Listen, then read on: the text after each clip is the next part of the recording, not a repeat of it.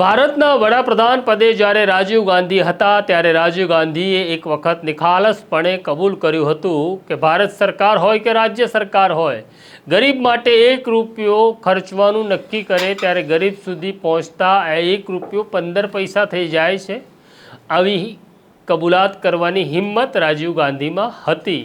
હવે હિંમત ભલે ન રહી હોય પણ એ સ્થિતિમાં ખાસ કંઈ સુધારો પણ થયો નથી। અત્યારે વાત કરવી છે નર્મદા જિલ્લાના મનરેગા કૌભાંડની, જેમાં એક ધારાસભ્ય અને સંસદ સભ્ય સામે આવી ગયા છે। મામલો આખરે પૈસાનો જ છે, તેની વિગતે વાત કરવી છે। વૈષ્ણવજન તો તેને કહીએ જે પીડ પરાઈ જાનાને રે। નમસ્કાર, નવજીવન ન્યૂઝમાં તમારું સ્વાગત છે અને હું છું તમારો પ્રશાંત દયાળ। વાત કરવી છે કે સરકારી અમલદારને પૈસા ક્યાંથી લેવા એવું તમે પૂછો તો તે ઊંઘમાં પણ તમને 50 સ્કીમ આપી શકે। એક કહાની એવી છે કે એક રાજા હતો। રાજાને ફરિયાદ મળી કે એક મંત્રી છે જે ખૂબ જ ભ્રષ્ટ છે અને લોકો પાસે પૈસા પડાવે છે। એટલે રાજાએ કહ્યું એને મારા મહેલના ધાબે બેસાડી દો, છત ઉપર બેસાડી દો અને મંત્રીને કામ આપ્યું કે દરિયા કિનારાથી જે મોજા આવે છે તે જ ગણવાના છે। રાજા વિચાર કરતા હતા કે દરિયા કિનારાથી મોજા ગણવાનું કામ આપીશ તો મંત્રી ભ્રષ્ટાચાર કેવી રીતના કરશે, પણ મંત્રી તેમાં પણ ભ્રષ્ટાચાર શોધી કાઢ્યો। રાજાએ જે કામ સોંપ્યું હતું તે મોજા ગણવાનું હતું, પણ કોઈ હોડી કે જહાજ આડું આવે તો તું આડો કેમ આવ્યો, મારું એક મોજું તૂટી ગયું, ચાલ રાજાના દરબારમાં, એમ કહી આ મંત્રીએ ત્યાં પણ ભ્રષ્ટાચાર કર્યો। એવી જ વાત ગુજરાતમાં પણ છે। મનરેગામાં કૌભાંડ ખૂબ થાય છે તે વાત આજે કોઈ નકારી શકે તેમ નથી અને જ્યારે કૌભાંડ થાય ત્યારે શાસક પક્ષના લોકોની સામેલગીરી વગર એ કૌભાંડ શક્ય પણ નથી। બચ્ચુ ખાબડ સહિત અનેક ભાજપ કોંગ્રેસના નેતા કૌભાંડમાં સામેલ હોવાનું હવે લગભગ બહાર આવી ગયું છે। ત્યારે એક બીજી ઘટના ઘટી છે।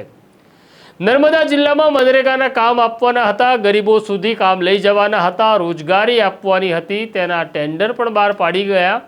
પણ ટેન્ડર બહાર પડ્યા પછી નર્મદા જિલ્લાના ધારાસભ્ય ડૉક્ટર દર્શના દેશમુખને વાંધો પડ્યો।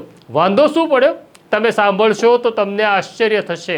વાંધો એવો પડ્યો કે જે ટેન્ડર ભરાયા, જેની કિંમત નક્કી થઈ હતી એના કરતાં ટેન્ડર ઓછી કિંમતના આવ્યા। એટલે સરકારે નક્કી કર્યું હતું કે 100 રૂપિયાનું કામ કરવાનું છે, એટલે વેપારીઓએ કે એન્જિનિયરોએ કે કોન્ટ્રાક્ટરોએ ટેન્ડર ભરવાના હતા। ટેન્ડર તો ભરાયા પણ ટેન્ડર 100 રૂપિયાના કામની જગ્યાએ 55 અને 60 રૂપિયાના ભરાયા। એટલે કે સરકારે જે કિંમત નક્કી કરી હતી એની કરતાં ઓછી કિંમતનું ટેન્ડર આવ્યું। આ તો સારી બાબત છે, પણ દર્શના દેશમુખ નારાજ થયા અને કહ્યું ઓછી કિંમતના ટેન્ડર હોય તો કામ નહીં થાય, એમ કહીને એમણે મંત્રી રાઘવજી પટેલને પત્ર લખ્યો અને રાઘવજી પટેલે અધિકારીઓને કહ્યું ટેન્ડર રદ કરી દો, કારણ કે આમાં ભ્રષ્ટાચાર છે। આ કેટલો ભ્રષ્ટાચાર છે, કેવી રીતના છે અમને નથી ખબર, પણ આ પત્ર દર્શના દેશમુખે લખ્યો। પછી ભાજપના સાંસદ મનસુખ વસાવા નારાજ થયા। તેમણે પણ સરકારને એક પત્ર લખ્યો અને અમારા જેવો જ સવાલ પૂછ્યો। તેમણે સવાલ એવો પૂછ્યો કે ઓછી રકમના ટેન્ડર ભરાયા તેનો અર્થ એવો થયો કે સરકારી પૈસાની બચત થઈ। જો સરકારી પૈસાની બચત થતી હોય તો સરકારને કેમ વાંધો છે, કેમ તમે ટેન્ડરો રદ કરો છો?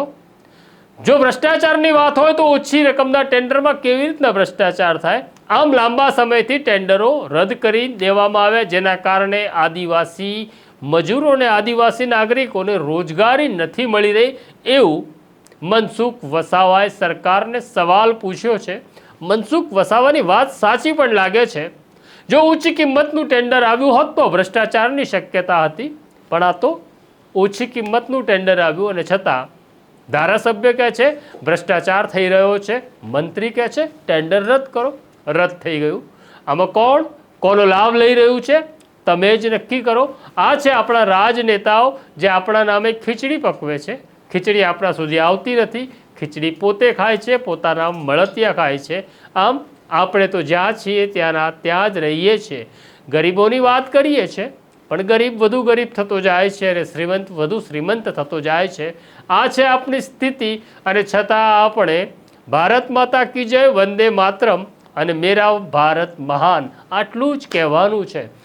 આ પ્રકારના વિષય જોવા માટે નવજીવન ન્યૂઝ જોતા રહો. જો આ સ્ટોરી ગમી હોય તો સ્ટોરીને શેર કરો. અત્યારે મને મારા સાથી જયંત દાફડાને રજા આપો. આવીશ પાછો એક નવા વિષય સાથે. નમસ્કાર.